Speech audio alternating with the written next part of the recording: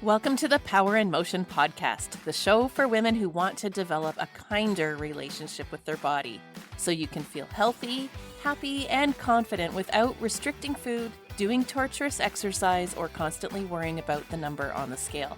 I'm your host, Kim Hagel, size-inclusive fitness specialist and certified non-diet health and life coach specializing in body image. This podcast is here to provide weight-neutral, health at every size aligned information and coaching on sustainable habits and mindset shifts so you can feel your very best in the body you have right now. Let's lace up our runners and go for a walk while we chat. Well, hello, friend, and welcome back to the Joyful Movement Show.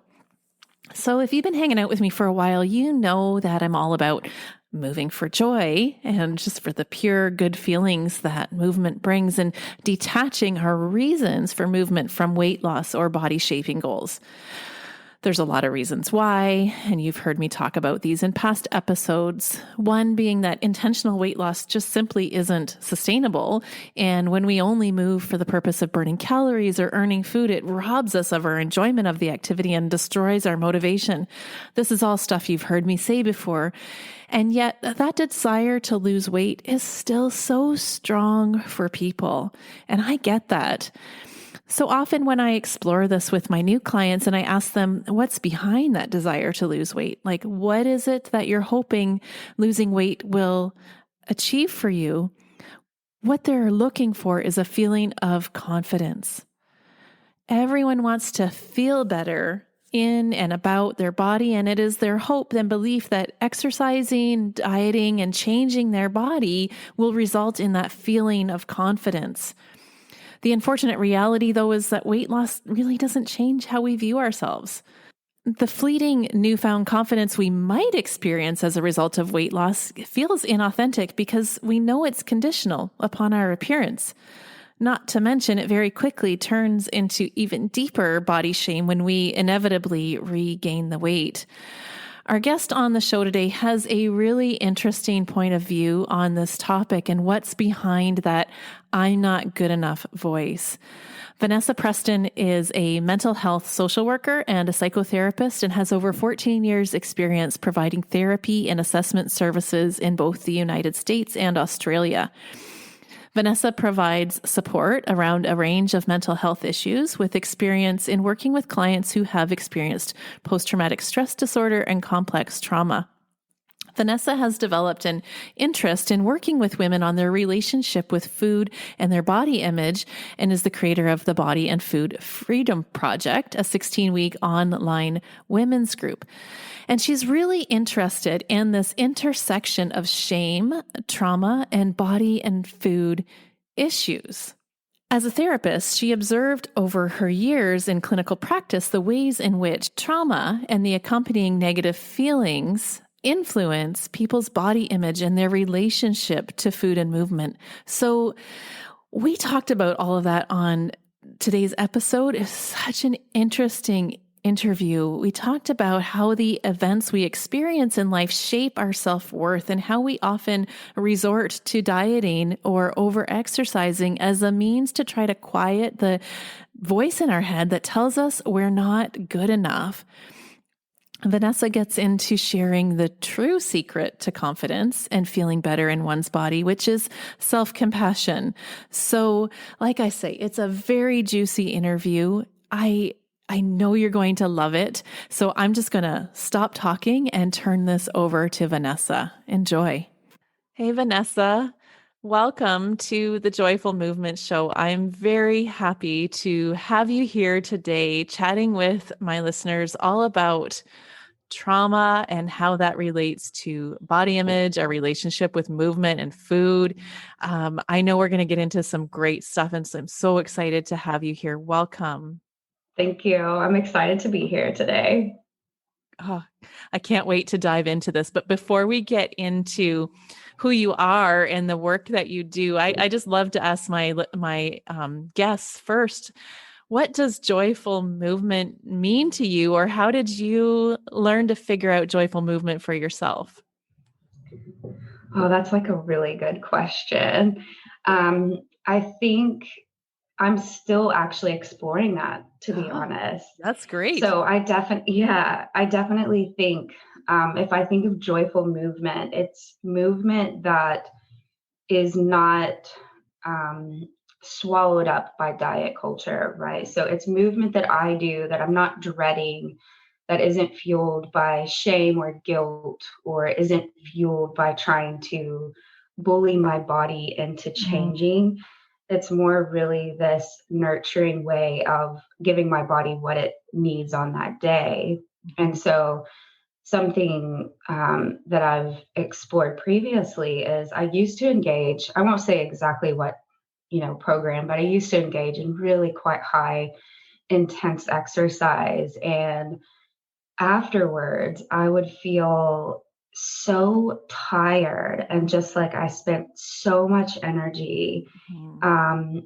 And my skin would stay really red, and Mm. like even my eczema would flare up as Wow. a result of such intense exercise. And when, I've really had to examine like what was that about for me and what thoughts were sort of fueling me to continue to engage in something like that. Mhm. Whereas on this journey, I've stopped that, right? Like I stopped that form of exercise, and Mhm. I've really been doing things that feel, like I said, it like feeds my soul, right? Like hiking in nature, or I've signed up for swim lessons. I know how to swim, but I'm like, this could be cool to improve my technique and breathing. So yeah, I still think I'm on the journey personally of continuing to reclaim my relationship with exercise and movement Yeah. outside of diet culture. Well, thank you for sharing so honestly about Yeah. that. Yeah, it's true. We're all on a journey and we're all unpacking. I mean, I'm learning as I go too. It's interesting how our body sends us signals that something may or may not be working for us. And as you said, you were feeling so tired and your skin was reacting. And we are not taught to notice those subtle cues from our body, right? All that is just normalized. And you spoke about the thoughts behind why you were engaging in that kind of movement. Can you identify what those thoughts were that were compelling you to exercise in that way? Well, I think it definitely came from a place of fear. Mm. So that's something I know you talk about as well, as diet culture can fuel us into making choices from a place of fear. Whereas this intuitive eating and this reclaiming body movement journey is really about making choices from self compassion and love.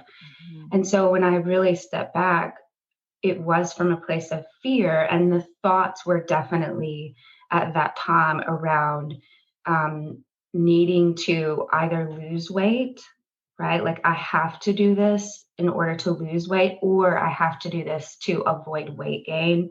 Mhm. Um, and then it was all kinds of thoughts, sort of versions of that. Mhm. Mhm. Yeah. Definitely not joyful. I'm so glad that you made the Not shift. joyful. Yeah. And you know what? Even if Yeah. you haven't fully discovered what joyful movement means to you just yet, you're on the journey and you've got that awareness. So that's like 90% of it right there. Yeah. All right. Well, let's talk about you then. I'm thrilled to have you here and I'm a follower of your work and I love what you stand for and what you speak about. So why don't you share with our audience what exactly it is that you do and how you came to be doing what you do? Yeah, so I am a mental health social worker and therapist. And my imposter syndrome drove me to also do a nutrition certificate. So that's in the background. But for the last sort of 14 or 15 years, I've done assessment and therapy around like broader mental health issues, but specifically, I specialize in treating post traumatic stress disorder and complex trauma. And I have sort of moved into developing a group program for women. And that is around what we're talking about today, right? Intuitive eating and body image healing. And I think after those many years of clinical practice, I really started to see how the food and body stuff surfaced for especially girls and women in my therapy room. And that's part of what sparked my interest, along with my own healing journey. Yeah. So yeah, I do one-on-one therapy, and I've also been facilitating this group work. That's amazing. I'm so Mm. excited to unpack all the different parts of what you just shared in your introduction. So, I want to get into how you saw trauma affecting relationship to food and body, but before we go there, let's just do a little crash course, a little one-on-one. What is trauma exactly? Okay, yep. And I want to give you full permission to interrupt me because I could go on about this. I um, probably won't because I'll be yeah. fascinated by every word, but um, but so when I say the word trauma, I think people tend to think the event, and they tend to think something like military service, which is absolutely valid. sure. But trauma is more the way that our bodies manage after the event. And so it's this way where after this event, our nervous system is pushed past its ability to self-regulate, which essentially means our body is pushed past its limit. Mm, And our stress response can become overactivated and sort of stuck on. mm, And so that's why for people that experience, and I should point out, not everyone who experiences a traumatic event will go on to have post-traumatic stress disorder. And so it sort of has this ripple effect in people's lives, things like sleep disturbances, things like anxiety or depression. It really can shake a person's sense of safety mm, and their ability to trust in themselves and trust in the world or the people around them.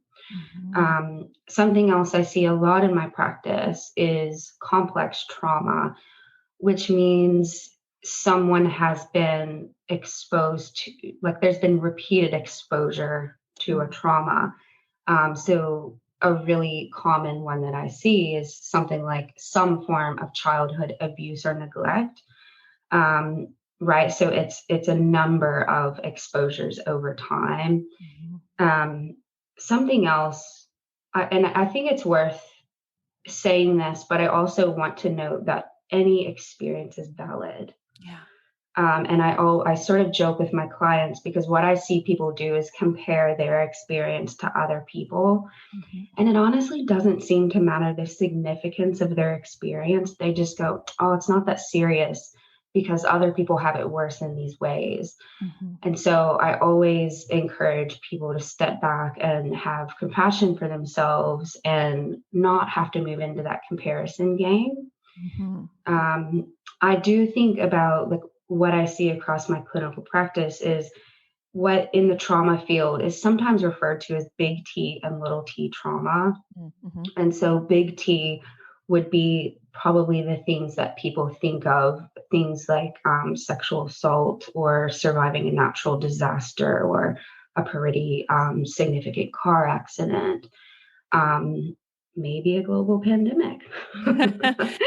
Maybe. We could talk about that.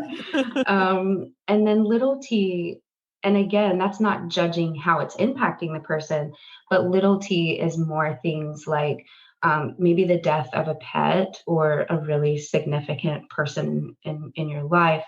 It could be experiencing bullying, Mm, especially if it's ongoingly, and whether this is in, elementary school as a child or whether this is in a really toxic workplace. All of these things can impact our nervous system's ability to regulate itself. yeah. That is such a great explanation. Thank you so much for sharing that and clarifying that for us. So, now that we understand what trauma is, how do you see it impacting people? How does it show up in the body specifically? Um, a few ways, and so one thing that I think I've heard you talk about, I think on a past episode, but one thing is the amygdala, which Mm, is this little almond shaped part of our brain, um, that can become overactive as a result of trauma. And when the amygdala is overactive, it means that like the amygdala is responsible for a fight, flight, freeze response, right? So if I'm out camping and I see a big bear, Mm. my amygdala, thankfully, right? It's like this life-saving thing. My amygdala will fire and move me without conscious thought. This is not a choice point. Mhm. But my amygdala will move me into either a fight response, which I doubt that's what would happen seeing a big bear, Yeah. or it could move me into a flight response, which is a good possibility, right? To run away from the danger. And then we do have this freeze response, which is our most primal survival response, which is essentially playing dead. Mm.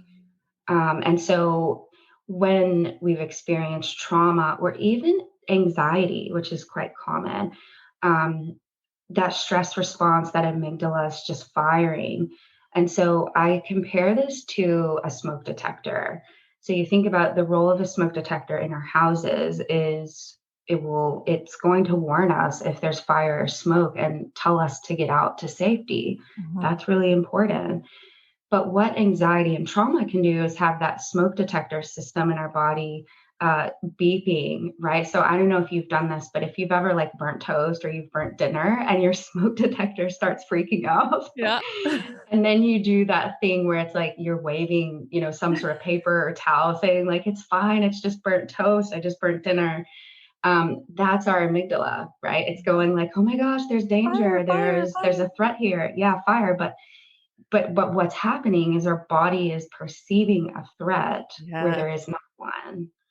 And then so it's that overactive stress response, but it's also can have this ripple effect into just our physical health Mm. because of that. Things like lots of adrenaline, lots of cortisol.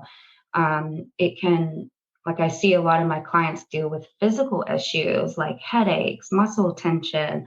Mhm. I would dare say, I don't know what the research says on this, but in my clinical practice, a really high number of people are dealing with digestive issues as well. Mhm. And there is a big overlap between trauma and things like chronic fatigue syndrome or fibromyalgia. Interesting. Yeah. Wow, that really runs the full gamut. So Yes, it does. okay, when you were talking about how trauma affects our sense of safety, and then you talk about how you see people in your practice, um, having difficulty with their body image or their relationship to food. Can you unpack a little bit for me how those 2 are related? Yeah, so this is one of the areas where if I ever did like I don't know, a PhD, right? Ah, It would be somewhere in this intersection of food, body, and trauma. yeah. And so the things that I see is one, if you think about the role of dieting, um, dieting is often sort of this thing that we're doing, and we're not always aware, conscious of this, but it's this thing we're doing that we think we're trying to address our body image, right? It's like everyone says, "I just want to feel Mhm, better." mhm. Give me a nickel for every time I've heard that. Yeah, and so the dieting is done for that, or to feel like I have approval from people around me or from my mom who criticizes my weight, right? So we set up dieting as the solution to that sort of body image, body shame, body discomfort. Mm, We know that it's not the solution, and I could go on about how we know that, but um, so it moves me into thinking about, so the root of why we diet to me is an attempt to address this body shame. And I think, to be honest, I think there is this trauma edge to experiencing ongoing body shame. You think about the nervous system response to things like living in a body that I hate, Yeah. or experiencing body discomfort or sensations that can be quite triggering. I think the cumulative effect of the body shame and that cruel self talk, right? Like just the experience of being in this physical body that we hate. And then, I think everyone knows that voice that can sort of come along with that, criticizing what we look like all the time, convincing ourselves that we're not worthy of connection because of it.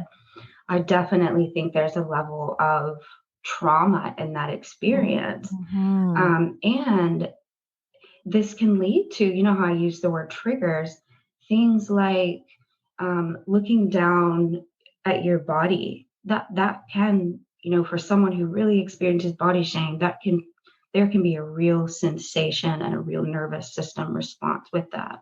Mm-hmm. Or catching yourself in the mirror, Mm-hmm. after a shower, or like you're walking and you catch your reflection.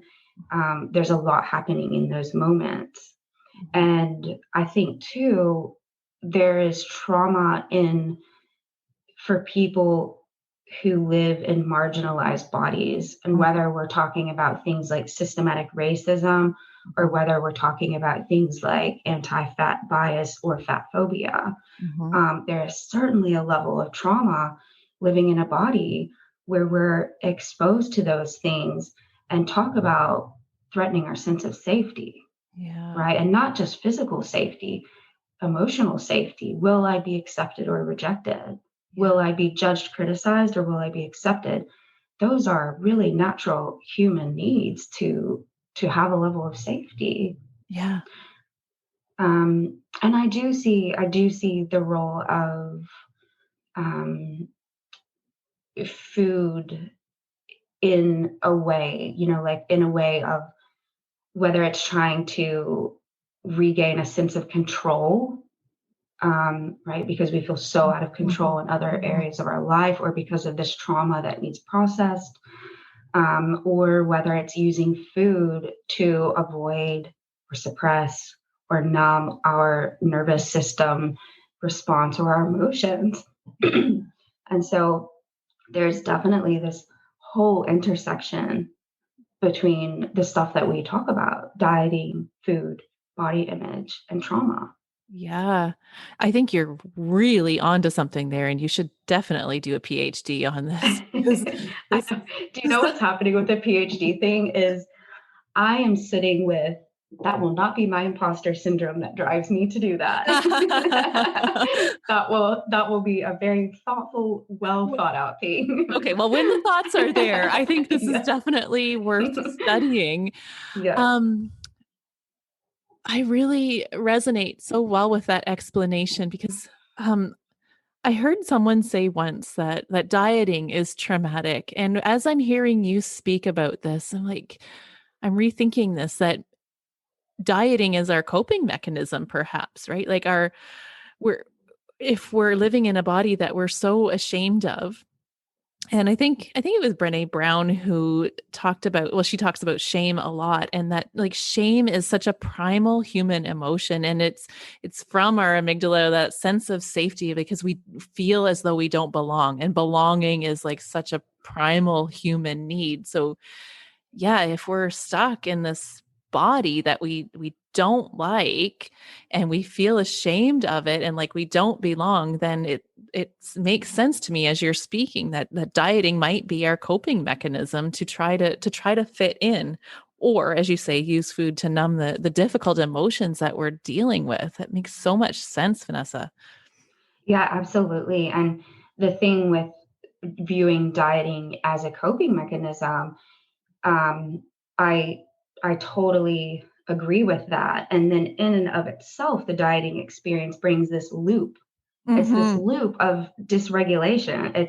It's excitement, right? It's like going into the next diet with all these false promises, and then it's the part where we ultimately fail, and we perceive that we're a failure, even though we know that diets don't work. It's not us. It's not our fault. But yeah, it's that loop of excitement and then failure and then inevitably that shame response that you're talking about, and yes, Brene Brown has been very influential in my career around her shame work. Mhm. And you're exactly right. Shame can be very toxic to the body. Mhm. It can be a trauma in and of itself. And exactly what you just said. It's like this ongoing experience of not good enough, and part of the consequence of living with a lot of shame. And I'm sure your listeners would relate to this, but the shame convinces us that we are not worthy of connection. Mm. And so we isolate, which sort of allows all of this body stuff we're talking about to almost escalate, because now we've added another layer of shame in isolation. Mm. So it's what that would look like on a super practical level is, if I'm on holiday or vacation and I'm feeling a level of body shame when I put on my bathing suit, there is a choice point there, right? Like I can go with my family or friends to the beach, and sometimes it's taking your little shame person with you. It's like, well, buddy, you're here. Let's go. Mhm. But what we can tend to do is isolate instead. So I'll stay back in the hotel room by myself. Yeah. Yeah, fake an illness or a headache or something to Yeah, avoid the shame, but really you can't escape it yeah, unless you have some tools. yeah, Right. yeah, So, let's move on to talk about that, give people some hope and some encouragement, because we can deal with the shame, and we can move ourselves forward from the trauma. So, yes. I know you've mentioned before how movement can be a way that we can help to process our trauma and move through. Can you share a little bit about that? Yeah, well, so movement can be such a healthy coping strategy to add into the mix. And one is it can help calm and regulate the nervous system. Like Mm. we've talked about, it can burn off adrenaline, it can lower cortisol, Mhm. it can release endorphins, right? So, like the feel good sort of chemicals like dopamine. Mhm. And so it's a really nice way to regulate the nervous system. Um, and it does not have to be anything huge. You Mhm. know, it can be smaller movements, like it can be a really mindful walk outside. It can be doing a 10-minute yoga sequence in your pajamas in your living room. It can be doing some really gentle stretches. Um, so, yeah. Okay, and on that note, how do you what would you say to the person who says that's not good enough? Because we already have that thought in our head that we're not good enough, and we need to beat ourselves up in the gym, as you talked about in your personal story at the beginning. How do you start to make the transition from torturous exercise for burning calories to gentle movement that's nurturing to the body? And how do we manage that voice of this exercise isn't good enough? Well, I think the not good enough voice is definitely what we were talking about. It's what's underpinning that is shame. Mhm. And so it is developing a shame resilience practice. We'll talk about this at the end, but I do have a free guide to help people have like a nice starting point for this. Mhm. But one thing that can be helpful is to externalize the shame, Mm. and that is that not good enough voice. So whether we externalize it as, like Brene Brown says, her shame gremlins, Mm. you can externalize it as just your shame story. You can name it, or you can say it's your brain. But any way where you separate between yourself and that voice, Okay. because that's not necessarily you. It's not necessarily true. It's this voice that we've been conditioned to have that not good enough, especially for women. Hmm. And so a step for, to help with this is, like I said, externalizing it. So then we can look at it. We can sort of go like, is this helpful? Is this Hmm. true? Is this serving me? The other part, very important part of a shame resilient practice, and is self-compassion. Hmm. That was going to be my follow-up question. I was like, it sounds like you're talking about self-compassion here. Yeah, What a is, really important, yeah. go ahead. That is something, I said at the beginning, I'm still learning and exploring this joyful movement thing. And the self-compassion has been really important. Self-compassion is like, there's three really key parts to it. One is self-kindness. And so it's, can we be kind to ourselves in this moment? Can we, rather than judging ourselves and criticizing ourselves as, oh, well, that 10 minutes yoga isn't enough. Mhm. Rather than that, can we speak a bit kinder to ourselves? And the key question here that is quite helpful is, once you've externalized that voice of like, my brain is saying this, or my shame story is saying this, Mhm. check in with, would I speak to my best friend or my child in this way? Mhm. And with my clients, sometimes we will joke about this a little bit, and they usually laugh, because it's like, would you follow your best friend around the pool and be like, girl, listen, you need to go get dressed. No one wants to look at you. All your cellulite is showing, or if your best friend was like trying to live her best life and doing her 10 minutes of yoga, you're not going to be over her shoulder saying like, that's not good enough, girl. What are Mhm. you doing? You need to be doing that intense, 60 minutes. So it's that is a really important part of self-compassion, is like, can we speak kinder to ourselves? Wouldn't that be nice? Yeah. And a lot more helpful, that's for sure. Yeah. Yeah, so important. It's true, we're harder on ourselves than we are, like, we never speak to anybody else the way that we often speak to ourselves. It's why do we do that? Do you have any theories on why we do that? I think, I mean, listen, my therapist brain goes often will go to early childhood, but I Mm. think part of the reason we do that is that inner dialogue is very shaped by our key attachment figures, which is usually mom, dad, or maybe your caregiver, maybe grandma. Those relationships very much impact that self-talk. Mm. So if we have parents who are either absent or particularly critical, or really hung up on, weight as our worth, or whatever it is, that shapes that inner dialogue. Mhm. Experiences like I mentioned earlier, bullying experiences, and then of course bigger systems, things like patriarchy and diet culture.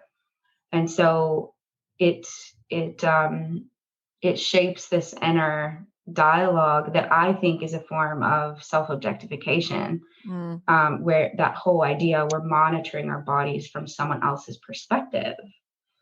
And why do we do that? For a level of feeling safer. Right. If we monitor our bodies, then we think this anyway, we will be less exposed to things like rejection. Mhm. Mhm. Yeah. Cool. Thanks for shedding some light on that. So now that you're doing this new program and you've kind of shifted your practice to this whole intersection between trauma and body and food, walk me through like a win, say that a client that you're working with has had. Like what does, for lack of a better word, success look like as a person moves through this journey and starts to heal from their trauma? um there's a lot of wins, but I think actually doing the work to process the trauma. Mhm. So there's things like EMDR, or somatic experiencing, or engaging in psychotherapy, right? So when I see people process the trauma and I see really big shifts. So things like, oh, what happened wasn't my fault.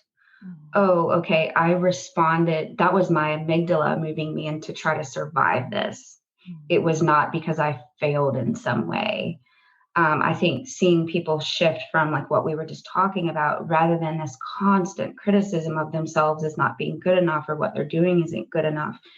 It's a win to me to see people shift that self-talk and learn to be a little bit kinder.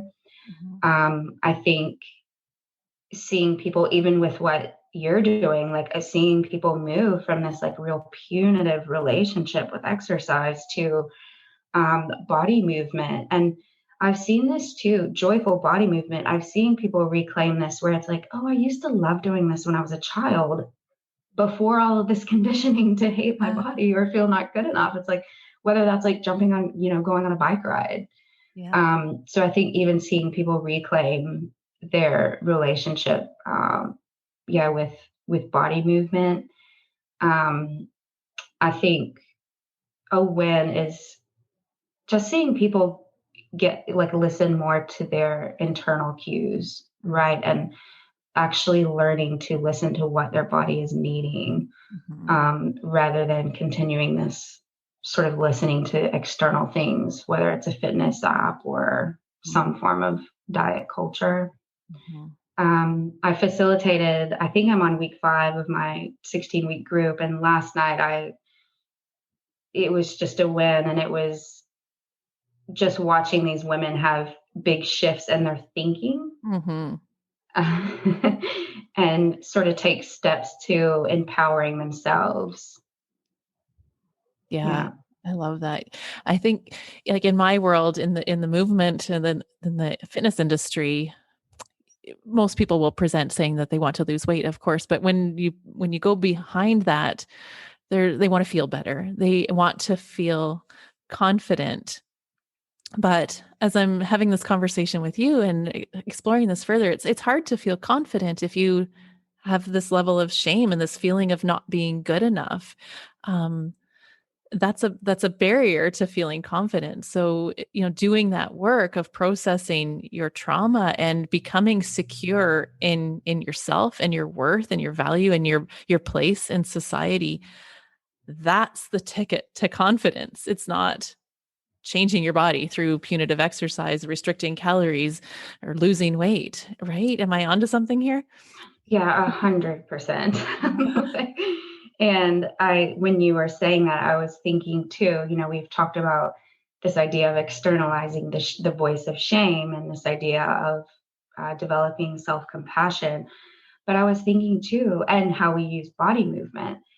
But I was thinking too, connection to Mm, other people. How I said shame will convince us we are not worthy of connection. mhm, And so when we connect with someone and even speak a little bit of our shame story, um, the shame cannot stay as powerful, right? So every time we speak our stories and every time we connect with someone supportive who meets us with empathy, um, the shame the shame goes down.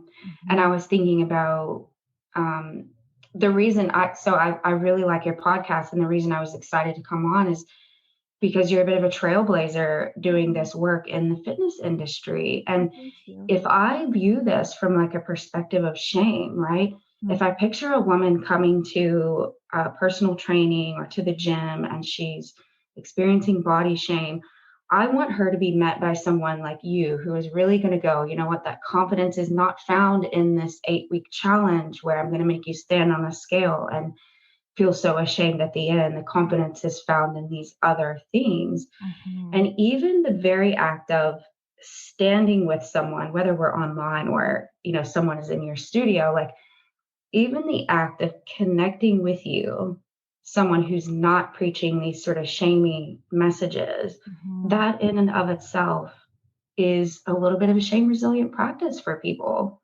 It's Yeah. like just like going on a walk with a really good friend and saying like, you know what, I feel so not good enough at work this week, or I really stuffed up in my parenting. That connection, Mhm. um, is an important part of a shame resilient practice. Yeah.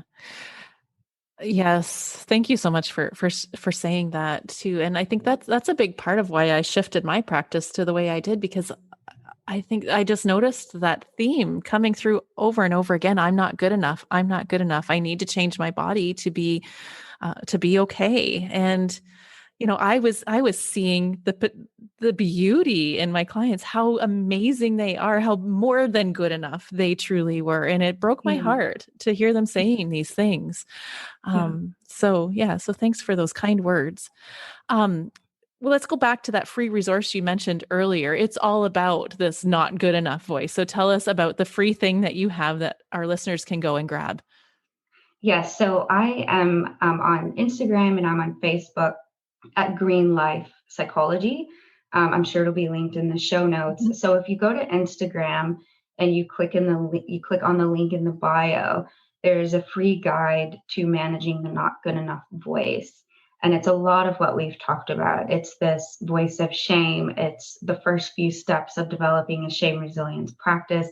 And I mean, I might be biased, but I think it's a really good resource. So if any of your listeners are interested in doing that, I would definitely go download that and check it out.